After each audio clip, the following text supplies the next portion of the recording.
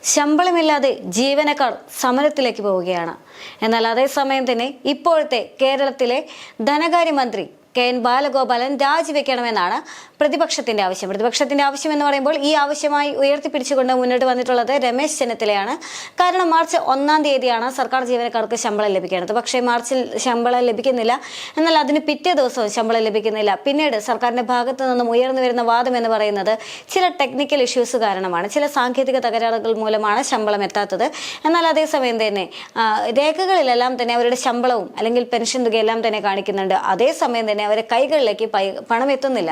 ഇതാണ് നിലവിലെ പ്രശ്നമായിട്ട് പ്രതിപക്ഷം അല്ലെങ്കിൽ നിലവിലെ പ്രശ്നമായിട്ട് ഉയർന്നു വരുന്നത്.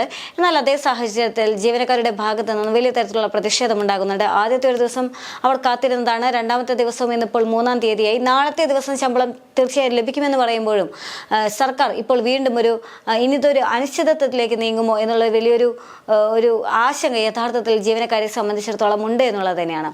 എന്ത് തന്നെയാണെങ്കിലും KSRTCയെ സംബന്ധിച്ചിടത്തോളം കഴിഞ്ഞ കുറച്ച് നാളുകളായിട്ട് വലിയ കഷ്ടത്തിൽ തന്നെയാണ് KSRTC ജീവനക്കാരുടെ അവസ്ഥ.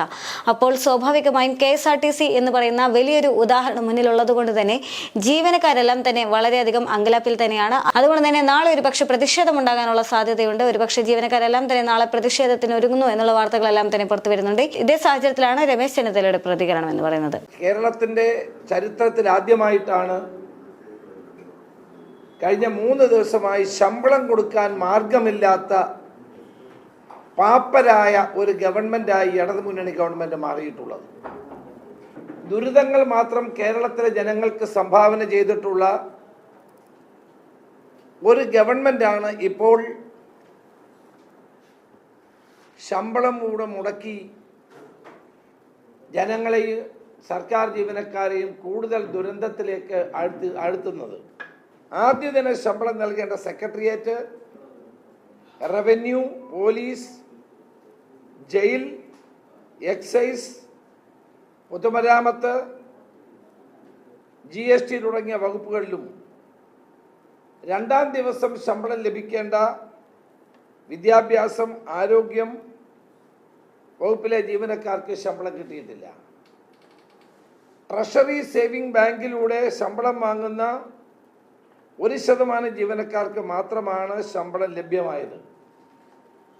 അതേസമയം ജീവനക്കാരുടെ ശമ്പളം ETSPയിൽ ക്രെഡിറ്റ് ചെയ്തുവെന്ന് കാണിച്ച് ജീവനക്കാരെ ഗവൺമെന്റ് കബളിപ്പിക്കുന്ന കാഴ്ചയാണ് നമുക്ക് കാണാൻ കഴിയുന്നത്. ശമ്പളവും പെൻഷനും അക്കൗണ്ടിൽ കാണാം, പക്ഷേ കയ്യിൽ കിട്ടില്ല. ഇതെന്ത് നടപടി, എന്ത് വിചിത്രമായ നടപടിയാണ്. വാസ്തവത്തിൽ ഈ ധനകാര്യമന്ത്രി രാജിവെച്ച് പുറത്തു പോകേണ്ട സമയമായിരിക്കുന്നു. കേരളത്തിലെ സർക്കാർ ജീവനക്കാരെ കൊണ്ട് ജോലി ചെയ്യിച്ചിട്ട് അവർക്ക് കൃത്യമായ ശമ്പളം കൊടുക്കാൻ കഴിയുന്നില്ലെങ്കിൽ എന്തിനാണ് ഈ മുഖ്യമന്ത്രിയും ധനകാര്യമന്ത്രിയും ഇവിടെ ഭരിക്കുന്നത്? എന്തിനാണ് ഇവിടെ ഒരു ഭരണകൂടം? ഒരു നോക്കുകുത്തിയായി നിൽക്കുകയാണ്. സർക്കാർ നിർദ്ദേശം മൂലം ETSP വഴിയുള്ള ട്രാൻസാക്ഷൻ ട്രഷറി അധികൃതർ ബ്ലോക്ക് ചെയ്തിരിക്കുകയാണ്. അപ്പൊ ട്രഷറി കാലിയായിരിക്കുന്നു. ട്രഷറിയിൽ പൂച്ച പറ്റി കിടക്കുന്നു. ഒരു ട്രാൻസാക്ഷൻ നടക്കുന്നില്ല. എന്നിട്ട് ആളുകളെ കബളിപ്പിക്കാൻ വേണ്ടിയാണ് സാങ്കേതിക കാരണങ്ങൾ പറഞ്ഞ് ക്രെഡിറ്റ് ചെയ്യാതിരിക്കുന്നത്. കേരളത്തിൻ്റെ മുഖ്യമന്ത്രി മുഖാമുഖം നടത്തുന്നതിന് പകരം ഈ പാവപ്പെട്ട സർക്കാർ ജീവനക്കാർ, നിശ്ചിത വരുമാനക്കാരായ സർക്കാർ ജീവനക്കാരുടെ, പോലീസുകാരടക്കമുള്ളവരുടെ, ആരോഗ്യരംഗത്ത് പ്രവർത്തിക്കുന്ന ജീവനക്കാരടക്കമുള്ളവരുടെ ശമ്പളം കൊടുക്കാൻ നടപടി സ്വീകരിക്കുകയല്ലേ വേണ്ടത്?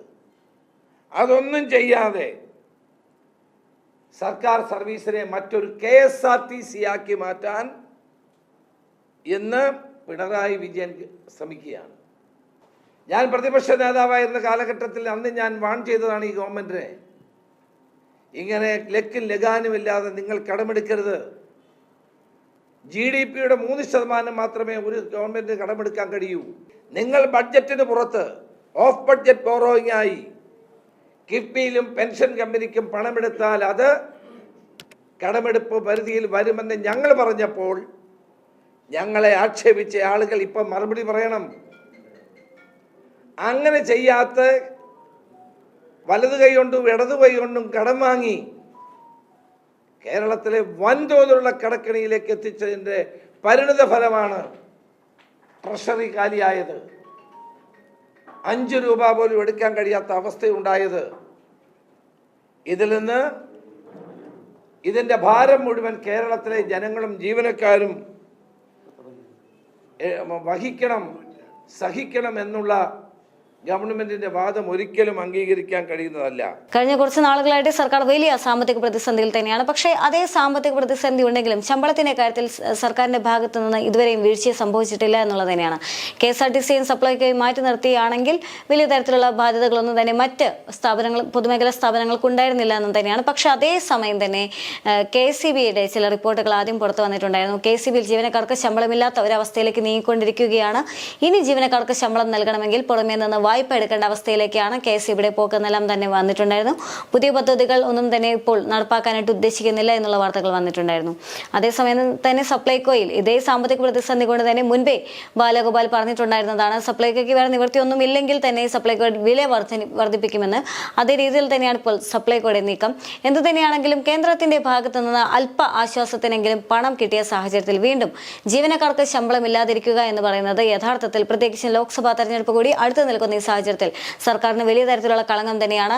ഒരുപക്ഷെ ഇത്രയും നാളും ഉറങ്ങിയിരുന്നിരുന്ന പ്രതിപക്ഷം അത് വോട്ടാക്കി മാറ്റാനുള്ള ശ്രമം തുടർന്നിരിക്കുകയാണ്. അതുകൊണ്ട് തന്നെയാണ് അതിനുള്ളൊരു മുന്നൊരുക്കമായി തന്നെയാണ് രമേശ് ചെന്നിത്തലയുടെ ഈ പ്രതികരണം കാണേണ്ടത്. എന്തുതന്നെയാണെങ്കിലും ബജറ്റിലും രക്ഷയില്ല. ഇതുവരെയും വലിയ രീതിയിലുള്ള സാമ്പത്തിക പ്രതിസന്ധി രൂക്ഷമായിക്കൊണ്ടിരിക്കുന്നു. എല്ലാ പൊതുമേഖലാ സ്ഥാപനങ്ങളും വലിയ രീതിയിൽ ശമ്പളമില്ലാതെ ഒരു ഗതികെട്ട ഒരവസ്ഥയിലേക്ക് നീങ്ങുന്നു. ആ സാഹചര്യത്തിൽ മറിയച്ചേട്ടത്തിയെ പോലുള്ളവർ ചട്ടിയുമായി റോഡിലിറങ്ങിക്കൊണ്ട് പ്രതിഷേധിക്കുന്നു. ഇതെല്ലാം തന്നെ ലോക്സഭാ തെരഞ്ഞെടുപ്പിൽ സർക്കാരിന്റെ മുഖച്ഛായയ്ക്ക് വിങ്ങലേൽപ്പിക്കാൻ അല്ലെങ്കിൽ മങ്ങലേൽപ്പിക്കാനുള്ള സാധ്യത ഏറെയാണ്.